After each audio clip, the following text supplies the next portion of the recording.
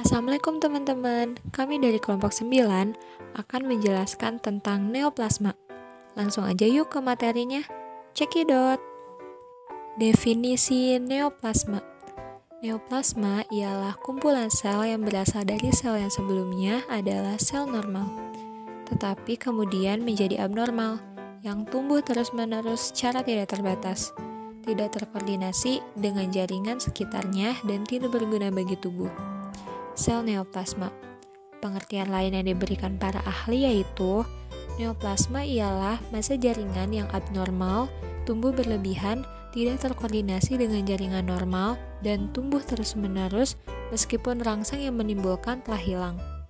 Sel neoplasma berproliferasi terus meskipun rangsang yang memulainya telah hilang. Proliferasi demikian disebut proliferasi neoplastik, yang mempunyai sifat progresif, tidak bertujuan, tidak memperdulikan jaringan sekitarnya, tidak ada hubungan dengan kebutuhan tubuh, dan bersifat parasitik. Faktor resiko dan predisposisi.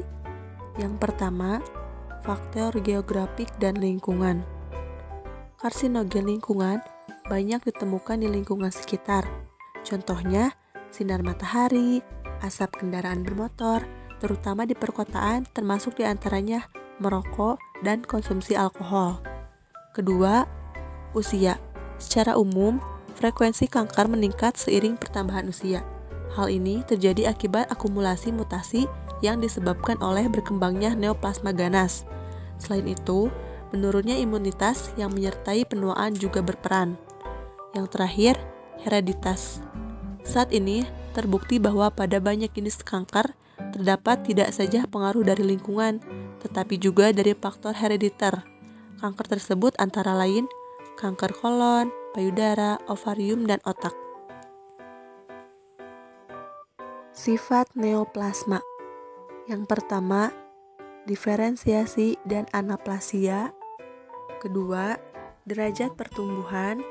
Ketiga, invasi. Dan yang terakhir, metastasis atau penyebaran. Jenis-jenis neoplasma. Yang pertama, berdasarkan sifatnya. A. Neoplasma jinak, seperti lipoma, benjolan lemak di bawah kulit leher, lengan, atau punggung. B.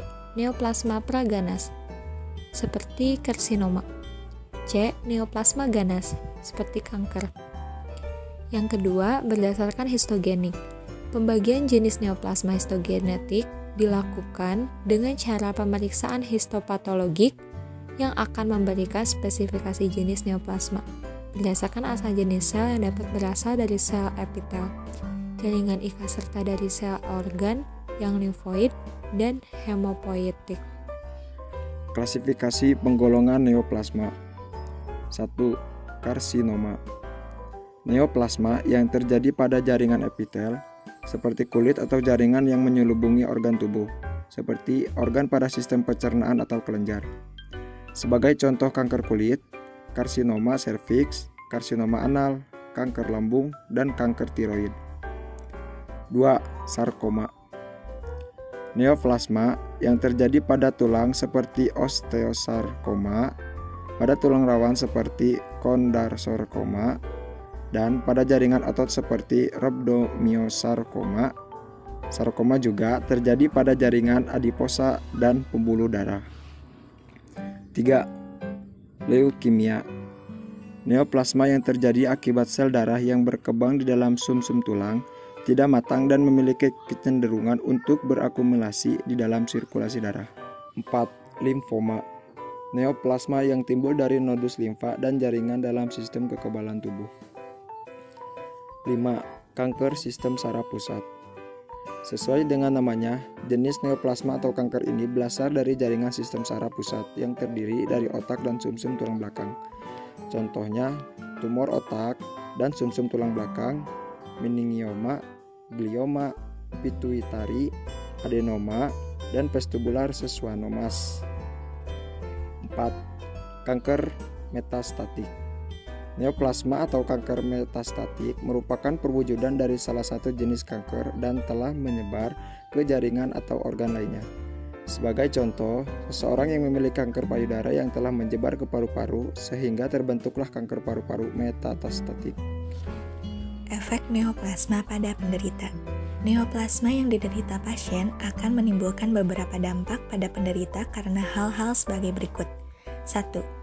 Posisi letak neoplasma yang berbentuk massa akan menekan jaringan sekitarnya, bahkan dapat menimbulkan atrofi. Sebagai contoh, adenoma kelenjar gondok yang menekan tres sehingga mengganggu pernafasan penderita. Contoh lain, meningioma, yaitu tumor intrakranial akan menimbulkan peningkatan tekanan intrakranial. 2. Neoplasma dapat menimbulkan komplikasi sekunder sesuai dengan lokasi dan jenis selnya. Sebagai contoh, neoplasma yang terdapat di selaput lendir Tractus digestivus dan Tractus urinarius yang disebut papiloma sering mengalami pendarahan. Neoplasma ini juga sering mengalami tukak dan kemudian diikuti komplikasi berupa infeksi. 3. Neoplasma yang terjadi pada organ kelenjar endokrin akan menyebabkan produksi hormon berlebihan. Akibatnya, akan timbul dampak akibat hormon yang berlebihan tersebut. Sebagai contoh, adenoma hipofisis yang menimbulkan gigantisme dan akromegalia. Cukup sekian penjelasan dari kelompok kami, semoga videonya bermanfaat. Terima kasih. Wassalamualaikum warahmatullahi wabarakatuh.